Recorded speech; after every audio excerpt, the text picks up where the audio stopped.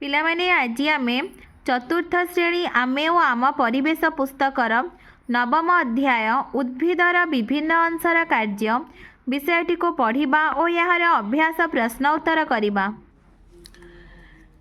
ତୁମେ ଗଛର ବିଭିନ୍ନ ଅଂଶ ଯଥା ମୂଳ, କାଣ୍ଡ, ପତ୍ର, ଫୁଲ ଓ ଫଳକୁ ଜାଣିଛ। ତଳ ବାକ୍ସରେ ଗୋଟିଏ ସମ୍ପୂର୍ଣ୍ଣ ଗଛର ଚିତ୍ର ଆଙ୍କ। ଏହାର ବିଭିନ୍ନ ଅଂଶର ନାମ ଲେଖ।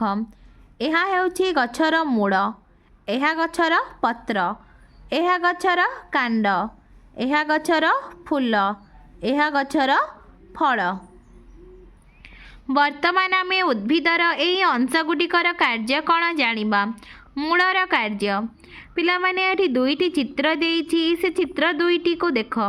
ଚିତ୍ର 1 ରେ ପିଲାଟି ଗଛଟିକୁ ଓପାଡ଼ି ଦେବାକୁ ଚେଷ୍ଟା କରୁଛି, କିନ୍ତୁ ଗଛ ଉପୁଡ଼ି ଯାଉନାହିଁ କାହିଁକି? ଉତ୍ତର, ଗଛର ଚେର ମାଟିକୁ ଦୃଢ଼ ଭାବରେ ଜାବୁଡ଼ି ଧରିଛି, ତେଣୁ ପିଲାଟି ଗଛଟିକୁ ଉପାଡ଼ି ଦେବାକୁ ଚେଷ୍ଟା କଲେ ମଧ୍ୟ ଉପୁଡ଼ି ଯାଉନାହିଁ। ଚିତ୍ର 2ରେ ଜୋରରେ ପବନ ହେଲେ ମଧ୍ୟ ଗଛଗୁଡ଼ିକ ଉପୁଡ଼ୁ ନାହିଁ କାହିଁକି? ଗଛର ମୂଳ ଓ ଶାଖା ମୂଳ ମାଟି ଭିତରକୁ ଯାଇ ମାଟିକୁ ଜୋରରେ ଜାବୁଡ଼ି ଧରିଥିବାରୁ ଜୋରରେ ପବନ ହେଲେ ମଧ୍ୟ ଗଛଗୁଡ଼ିକ ଉପୁଡ଼ୁ ନାହିଁ। ଗଛର ମୂଳ ଓ ତା'ର ଶାଖା ମୂଳ ମାଟି ଭିତରକୁ ଯାଇଥାନ୍ତି ଓ ମାଟିକୁ ଦୃଢ଼ ଭାବରେ ଜାବୁଡ଼ି ଧରିଥାନ୍ତି, ତେଣୁ ଗଛ ସହଜରେ ଉପୁଡ଼ି ଯାଏ ନାହିଁ। ସାଧାରଣ ଭାବରେ ପବନ ବହିଲେ ବା ବର୍ଷା ପାଣିରେ ଗଛ ସହଜରେ ଉପୁଡ଼ି ଯାଏ ନାହିଁ। ନିଜେ କରି ଦେଖ। ଗୋଟିଏ ଗ୍ଲାସରେ କିଛି ଅଳତା ମିଶା ପାଣି ନିଅ। ଚେର ନ ଛିଣ୍ଡାଇ ଗୋଟିଏ ଧଳା ଖଡ଼ା ଗଛ ବା ହରଗୌରା ଗଛ ଉପାଡ଼ି ଆଣ। ଚେରକୁ ପରିଷ୍କାର ଭାବରେ ଧୋଇ ଦିଅ। ଗଛର ଚେରକୁ ଗ୍ଲାସର ପାଣିରେ ବୁଡ଼ାଇ ରଖ। କିଛି ସମୟ ପରେ ଗଛକୁ ଭଲ ଭାବରେ ଲକ୍ଷ୍ୟ କର।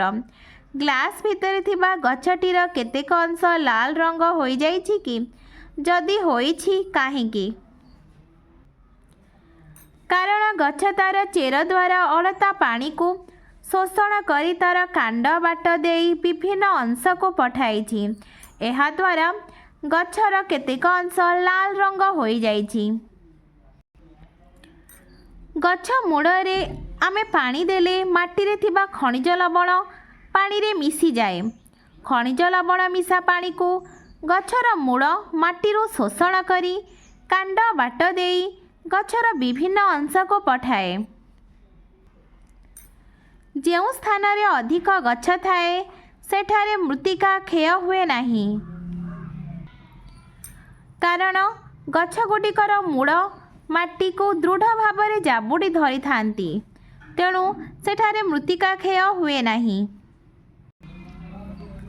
ଲଙ୍କା ଗଛ ଓ ମୂଳା ଗଛର ଚିତ୍ରକୁ ଭଲ ଭାବରେ ଲକ୍ଷ୍ୟ କର। ଉଭୟ ଗଛର ମୂଳ ମଧ୍ୟରେ କି ପାର୍ଥକ୍ୟ ଦେଖୁଛ ଲେଖ। ଲଙ୍କା ଗଛର ମୂଳ। ଲଙ୍କା ଗଛର ମୂଳ ଅଂଶଟି ସରୁ ହୋଇଛି। ଏହାର ମୂଳରୁ ଅନେକ ସରୁ ସରୁ ଶାଖା ଚେର ବାହାରିଛି। ଲଙ୍କା ଗଛର ମୂଳରେ ଖାଦ୍ୟ ସଞ୍ଚିତ ହୁଏ ନାହିଁ। ଲଙ୍କା ଗଛର ମୂଳ ଉପରୁ କାଣ୍ଡ ବାହାରିଥାଏ। ମୂଳା ଗଛର ମୂଳ। ମୂଳା ଗଛର ମୂଳ ମୋଟା ହୋଇଛି ଓ ଶେଷ ଆଡ଼କୁ ସରୁ ସରୁ କେତେକ ଚେର ବାହାରିଛି। ମୂଳା ଗଛର ମୂଳରେ ଖାଦ୍ୟ ସଞ୍ଚିତ ହୋଇ ରହିଛି। ମୂଳା ଗଛର ମୂଳ ଉପରୁ କାଣ୍ଡ ବାହାରି ନାହିଁ। ମୂଳା ଗଛର ପ୍ରଧାନ ମୂଳ ଅଟେ। ମୂଳା ଗଛର ମୂଳ ଏତେ ମୋଟା ହେବାର କାରଣ କ'ଣ? ଉତ୍ତର, ମୂଳା ଗଛର ମୂଳରେ ଖାଦ୍ୟ ସଞ୍ଚିତ ହୋଇ ରହିଥିବାରୁ ମୂଳା ଗଛର ମୂଳ ଏତେ ମୋଟା ହୋଇଛି। ମୂଳା ଗଛର ମୂଳରେ ଖାଦ୍ୟ ସଞ୍ଚିତ ହୋଇ ରହିଥାଏ। ଏଭଳି ମୂଳକୁ ଭଣ୍ଡାର ମୂଳ କୁହାଯାଏ। ଆମେ ଏହାକୁ ଖାଦ୍ୟ ରୂପେ ଗ୍ରହଣ କରିଥାଉ। ଲଙ୍କା ଗଛର ମୂଳରେ ସେପରି କିଛି ରୂପାନ୍ତରଣ ଘଟି ନଥାଏ। ତୁମେ ଜାଣିଥିବା ଆଉ କେତୋଟି ଭଣ୍ଡାର ମୂଳର ତାଲିକା କର। ଦେଶୀ ଆଳୁ, ଗାଜର, କନ୍ଦମୂଳ, ବିଟ୍, ଶାଲଗମ୍ ଇତ୍ୟାଦି ଭଣ୍ଡାର ମୂଳ ଅଟନ୍ତି। କାଣ୍ଡର କାର୍ଯ୍ୟ। ଖଡ଼ା ଗଛ ବା ହରଗୌରା ଗଛର ପତ୍ରକୁ ନାଲି ପାଣି କେଉଁ ବାଟ ଦେଇଗଲା? ଚେର। ମୂଳ ମାଟିରୁ ଜଳ ଓ ଖଣିଜ ଲବଣ ଶୋଷଣ କରି କାଣ୍ଡକୁ ଯୋଗାଇଲା। କାଣ୍ଡ ଦେଇ ଏହା ପତ୍ରକୁ ଗଲା। ଗଛ ତାର ସବୁଜ ପତ୍ରରେ ଆଲୋକ ଶ୍ଳେଷଣ ଦ୍ୱାରା ଖାଦ୍ୟ ପ୍ରସ୍ତୁତ କରେ। ମୂଳା ଗଛର ମୂଳରେ ତାର ବଳକା ଖାଦ୍ୟ ସଞ୍ଚିତ ହୋଇ ରହେ। ତେବେ ପତ୍ରରେ ତିଆରି ଖାଦ୍ୟ ମୂଳା ଗଛର ମୂଳକୁ ଗଲା କିପରି? ପତ୍ରରେ ତିଆରି ଖାଦ୍ୟ ଡେମ୍ଫ ଦେଇ କାଣ୍ଡକୁ ଆସେ। କାଣ୍ଡ ଦେଇ ଏହି ଖାଦ୍ୟ ମୂଳକୁ ଯାଏ, ଆଉ ମଧ୍ୟ ଗଛର ସବୁ ଅଂଶକୁ ଯାଏ। ଉପର ଚିତ୍ରକୁ ଦେଖି ଏଗୁଡ଼ିକ ଗଛର କେଉଁ ଅଂଶ ଲେଖ?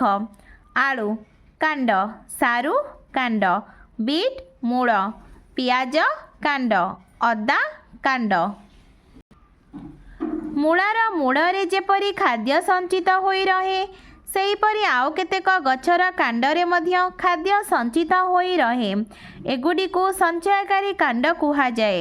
ଅଦା, ଆଳୁ, ସାରୁ, ପିଆଜ ଇତ୍ୟାଦି ମାଟି ତଳେ ରହୁଥିଲେ ମଧ୍ୟ କାଣ୍ଡ ଅଟନ୍ତି। ଏଗୁଡ଼ିକୁ ଆମେ ଖାଦ୍ୟ ରୂପେ ଗ୍ରହଣ କରିଥାଉ। ଏହି କାଣ୍ଡରେ ଖାଦ୍ୟ ସଞ୍ଚିତ ହୋଇ ରହେ। ଉପର ଚିତ୍ରକୁ ଦେଖ। ଏଗୁଡ଼ିକ ମଧ୍ୟରୁ କାହାର କାଣ୍ଡରୁ ନୂଆ ଗଛ ସୃଷ୍ଟି ହୁଏ ଲେଖ? ଗୋଲାପ, ଟଗର, ମନ୍ଦାର। କାଣ୍ଡର କାର୍ଯ୍ୟଗୁଡ଼ିକ ହେଲା ଗଛର ମୂଳ ମାଟିରୁ ସଂଗ୍ରହ କରୁଥିବା ଜଳ ଓ ଖଣିଜ ଲବଣ କାଣ୍ଡ ଦେଇ ପତ୍ରକୁ ଯାଏ। ପତ୍ରରେ ତିଆରି ଖାଦ୍ୟ ଡେମ୍ଫ ଦେଇ କାଣ୍ଡକୁ ଆସେ। ଏହା ଗଛର ସବୁ ଅଂଶକୁ ଯାଏ। ଅଦା, ଆଳୁ, ସାରୁ ଆଦି କେତେକ କାଣ୍ଡରେ ଖାଦ୍ୟ ସଞ୍ଚିତ ହୋଇ ରହେ। ପତ୍ରର କାର୍ଯ୍ୟ। ପତ୍ରର ସବୁଜ ଅଂଶରେ ସବୁଜ କଣା ଥାଏ, ଆଉ ମଧ୍ୟ ପତ୍ରରେ ଗୁଡ଼ିଏ ସୂକ୍ଷ୍ମ ଛିଦ୍ର ଥାଏ। ଏହି ଛିଦ୍ରଗୁଡ଼ିକ ଦେଇ ବାୟୁ ପତ୍ର ଭିତରକୁ ଯାଏ। ସୂର୍ଯ୍ୟାଲୋକର ଉପସ୍ଥିତିରେ ପତ୍ରରେ ଥିବା ସବୁଜ କଣିକା ବାୟୁମଣ୍ଡଳରୁ ଅଙ୍ଗାରକାମ୍ଳ ଓ ମୂଳ ଶୋଷଣ କରିଥିବା ଜଳ ବ୍ୟବହାର କରି ଶ୍ୱେତସାର ଖାଦ୍ୟ ପ୍ରସ୍ତୁତ କରେ। ଏହାକୁ ଆଲୋକ ଶ୍ଳେଷଣ ପ୍ରକ୍ରିୟା କୁହାଯାଏ। ଗଛଟି ଶ୍ୱାସକ୍ରିୟା ଦିନରାତି ସବୁବେଳେ କରିଥାଏ। ଗଛଟି ଶ୍ୱାସକ୍ରିୟା ବେଳେ ଅମ୍ଳଜାନ ଗ୍ୟାସ୍ ଗ୍ରହଣ କରିଥାଏ ଓ ଅଙ୍ଗାରକାମ୍ଳ ଗ୍ୟାସ୍ ଛାଡ଼ିଥାଏ। ଗଛଟି ଖାଦ୍ୟ ପ୍ରସ୍ତୁତି ଦିନବେଳେ କରେ, ଦିନବେଳେ ଅଙ୍ଗାରକାମ୍ଳ ଗ୍ୟାସ୍ ଗ୍ରହଣ କରେ ଓ ଅମ୍ଳଜାନ ଗ୍ୟାସ୍ ଛାଡ଼ିଥାଏ। ଚିତ୍ର ଦେଖି କୁହ, ଉଦ୍ଭିଦ ଶ୍ୱାସକ୍ରିୟା ସମୟରେ କେଉଁ ଗ୍ୟାସ୍ ଗ୍ରହଣ କରେ ଓ କେଉଁ ଗ୍ୟାସ୍ ଛାଡ଼େ? ଅମ୍ଳଜାନ ଗ୍ରହଣ କରେ ଓ ଅଙ୍ଗାରକାମ୍ଳ ଛାଡ଼େ। ଉଦ୍ଭିଦ ଖାଦ୍ୟ ପ୍ରସ୍ତୁତି ସମୟରେ କେଉଁ ଗ୍ୟାସ୍ ବାୟୁମଣ୍ଡଳରୁ ଗ୍ରହଣ କରେ ଓ କେଉଁ ଗ୍ୟାସ୍ ବାୟୁମଣ୍ଡଳକୁ ଛାଡ଼େ? ଅଙ୍ଗାରକାମ୍ଳ ଗ୍ୟାସ୍ ଗ୍ରହଣ କରେ ଓ ଅମ୍ଳଜାନ ଗ୍ୟାସ୍ ଛାଡ଼େ।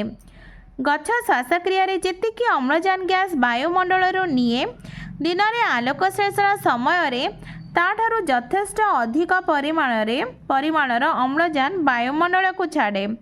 ତେଣୁ ଗଛ କାଟିଦେଲେ ବାୟୁମଣ୍ଡଳରେ ଅଙ୍ଗାରକାମ୍ଳ ଗ୍ୟାସ୍ର ପରିମାଣ ବଢ଼ିଯିବ।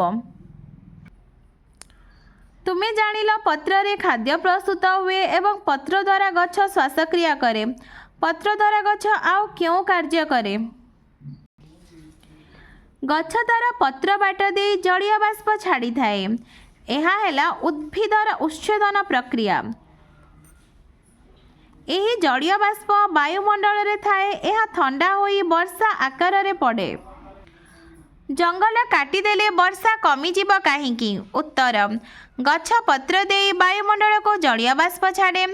ବାୟୁମଣ୍ଡଳରେ ଥିବା ଏହି ଜଳୀୟ ବାଷ୍ପ ଥଣ୍ଡା ହୋଇ ବର୍ଷା ଆକାରରେ ପଡ଼େ।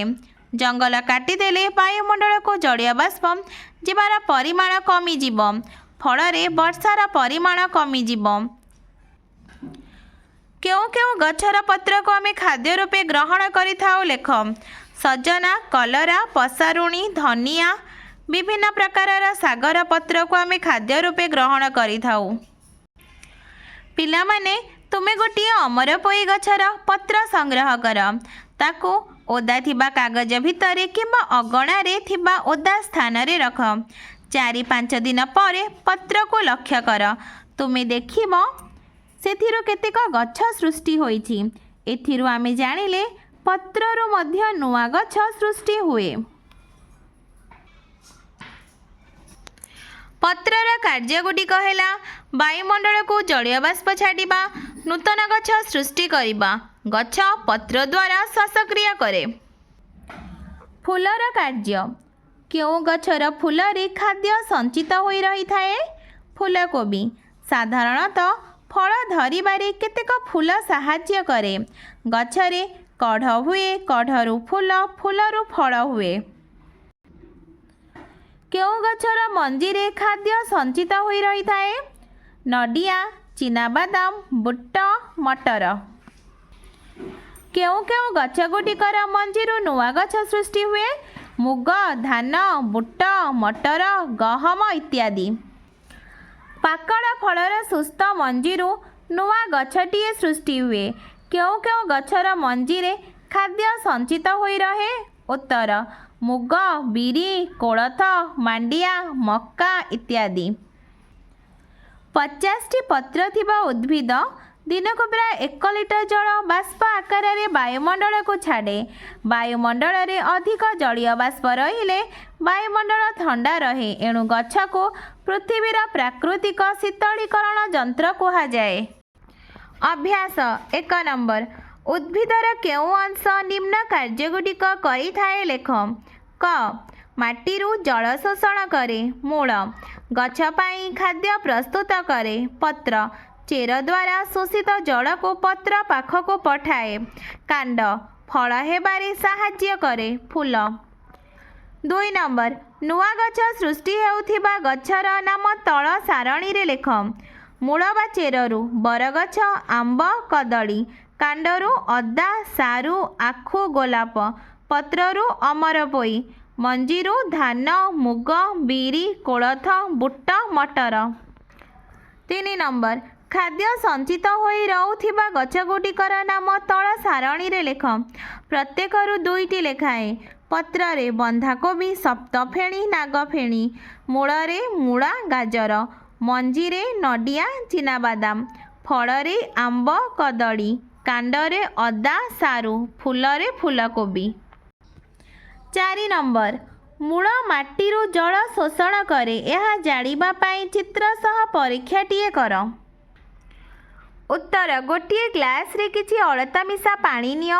ଚେର ନ ଛିଣ୍ଡାଇ ଗୋଟିଏ ଧଳା ଖଡା ଗଛ ବା ହରଗୌରା ଗଛ ଉପାଡ଼ି ଆଣ। ଚେରକୁ ପରିଷ୍କାର ଭାବରେ ଧୋଇ ଦିଅ। ଗଛର ମୂଳକୁ ଗ୍ଲାସର ପାଣିରେ ବୁଡ଼ାଇ ରଖ। କିଛି ସମୟ ପରେ ଗଛକୁ ଭଲ ଭାବରେ ଲକ୍ଷ୍ୟ କଲେ ଦେଖାଯିବ ଯେ ଗ୍ଲାସ ଭିତରେ ଥିବା ଗଛଟିର କେତେକ ଅଂଶ ଲାଲ ହୋଇଯାଇଛି। ଗ୍ଲାସରେ ଥିବା ଅଳତା ପାଣି ମୂଳ ବାଟେ ଗଛର ବିଭିନ୍ନ ଅଂଶକୁ ଯାଇଛି। 5 ନମ୍ବର। ଗଛର ପତ୍ର କିପରି ଖାଦ୍ୟ ପ୍ରସ୍ତୁତ କରେ ଲେଖ। ଉତ୍ତର ପତ୍ରର ସବୁଜ ଅଂଶରେ ସବୁଜ କଣା ଥାଏ। ଆଉ ମଧ୍ୟ ପତ୍ରରେ ଗୁଡ଼ିଏ ସୂକ୍ଷ୍ମ ଛିଦ୍ର ଥାଏ। ଏହି ଛିଦ୍ରଗୁଡ଼ିକ ଦେଇ ବାୟୁ ପତ୍ର ଭିତରକୁ ଯାଏ। ସୂର୍ଯ୍ୟାଲୋକର ଉପସ୍ଥିତିରେ ପତ୍ରରେ ଥିବା ସବୁଜ କଣିକା ବାୟୁମଣ୍ଡଳରୁ ଅଙ୍ଗାରକାମ୍ଳ ଓ ମୂଳ ଶୋଷଣ କରିଥିବା ଜଳ ବ୍ୟବହାର କରି ଶ୍ୱେତସାର ଜାତୀୟ ଖାଦ୍ୟ ପ୍ରସ୍ତୁତ କରେ। ଏହାକୁ ଆଲୋକ ଶ୍ଳେଷଣ ପ୍ରକ୍ରିୟା କୁହାଯାଏ। 6 ନମ୍ବର। ଉପରେ ଦିଆଯାଇଥିବା ଚିତ୍ର 2ଟି ମଧ୍ୟରୁ ତୁମ ପାଇଁ କେଉଁ ପରିବେଶଟି ଭଲ ଓ କାହିଁକି? ଉତ୍ତର ଚିତ୍ର 2ଟି ମଧ୍ୟରୁ ଆମ ପାଇଁ ପ୍ରଥମ ପରିବେଶଟି ଭଲ। କାରଣ ପ୍ରଥମ ପରିବେଶରେ ଗଛଗୁଡ଼ିକ ଡାଳପତ୍ରରେ ପୂରି ରହିଛି। ତେଣୁ ଏହି ଗଛଗୁଡ଼ିକ ବାୟୁମଣ୍ଡଳକୁ ଜଳୀୟ ବାଷ୍ପ, ଅମ୍ଳଜାନ ଛାଡ଼ିବେ ଓ ଦୂଷିତ ଅଙ୍ଗାରକାମ୍ଳ ବାୟୁମଣ୍ଡଳରୁ ଗ୍ରହଣ କରିବେ। ଫଳରେ ପରିବେଶ ବିଶୁଦ୍ଧ ରହିବା ସହ ଠିକ୍ ଭାବେ ବର୍ଷା ହେବ। 7 ନମ୍ବର। କ. ଗଛକୁ କାହିଁକି ପୃଥିବୀର ପ୍ରାକୃତିକ ଶୀତଳୀକରଣ ଯନ୍ତ୍ର କୁହାଯାଏ? ଉତ୍ତର ଗଛଗୁଡ଼ିକ ପତ୍ର ଦ୍ୱାରା ବାୟୁମଣ୍ଡଳକୁ ଜଳୀୟ ବାଷ୍ପ ଛାଡ଼ନ୍ତି। 50ଟି ପତ୍ର ଥିବା ଉଦ୍ଭିଦ ଦିନକୁ ପ୍ରାୟ 1 ଲିଟର ଜଳ ବାଷ୍ପ ଆକାରରେ ବାୟୁମଣ୍ଡଳକୁ ଛାଡ଼େ। ବାୟୁମଣ୍ଡଳରେ ଅଧିକ ଜଳୀୟ ବାଷ୍ପ ରହିଲେ ବାୟୁମଣ୍ଡଳ ଥଣ୍ଡା ରହେ। ଏଣୁ ଗଛକୁ ପୃଥିବୀର ପ୍ରାକୃତିକ ଶୀତଳୀକରଣ ଯନ୍ତ୍ର କୁହାଯାଏ। ପିଲାମାନେ ତୁମକୁ ଭିଡ଼ିଓଟି ଭଲ ଲାଗିଲେ ଲାଇକ୍ ଆଣ୍ଡ ସବସ୍କ୍ରାଇବ୍ କରିବ।